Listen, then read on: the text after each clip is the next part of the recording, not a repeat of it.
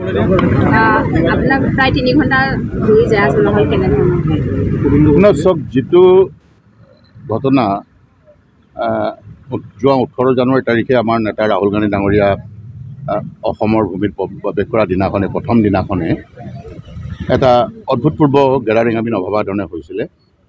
আৰু ৰাহুল গান্ধী ডাঙৰীয়াৰ যাত্ৰাৰ যিটো ৰোডৰ নিৰ্দেশনা পাৰ্মিশ্যন জিলা প্ৰশাসনে যিফালে দিছিলে প্ৰথম অৱস্থাত যিফালে ভবা হৈছিলে ৰাহুল গান্ধী টিমে যিফালে ভাবিছিলে সেইফালে ঠিক কৰা হৈছিলে মিটিঙত কোৱা হৈছিলে কিন্তু পৰৱৰ্তী পৰ্যায়ত যিহেতুকে জিলা প্ৰশাসনে বহুত চিন্তা চৰ্চা কৰি আমাক ৰোড নিৰ্দেশনাটো বেলেগ ফালে দিলে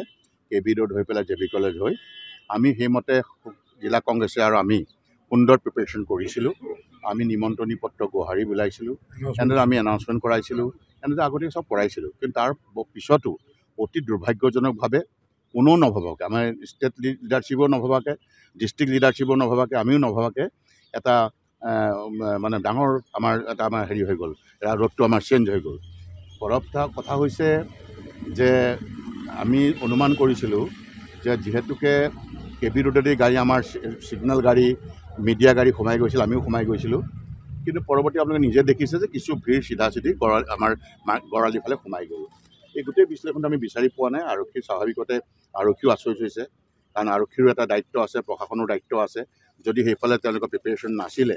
যদি সেইফালে যদি যাওঁতে যদি কিবা ডাঙৰ দুৰ্ঘটনা ঘটি গ'লহেঁতেন তেতিয়াহ'লে বৰ ডাঙৰ ঘটনা হ'ল গোটেই আমাৰ পুলিচ প্ৰশাসনৰ বদনাম হ'লহেঁতেন আমাৰ অসমৰ বদনাম হ'লহেঁতেন আমাৰো বদনাম হ'লহেঁতেন সেই গতিকে পুলিচ প্ৰশাসনে যথেষ্ট চিন্তিত হৈ আছিলে এই সময়ত আৰু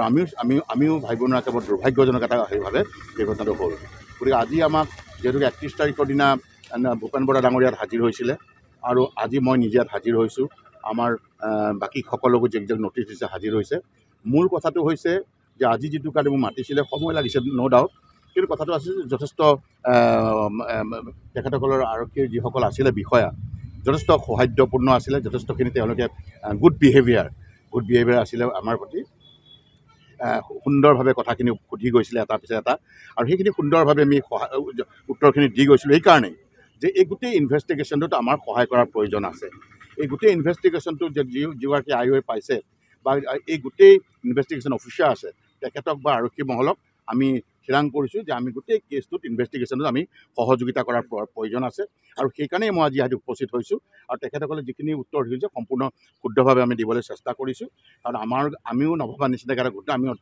আমিও দুখিত এইকাৰণে যে কেনেকৈ হৈ গ'ল আমিও ভাবিব নোৱাৰা এটা ঘটনা যি কি নহওক মুঠতে আজি সুন্দৰভাৱে হৈ গৈছে আৰু পৰৱৰ্তী পৰ্যায়ত যদি তেখেতসকলে কৈছে মোক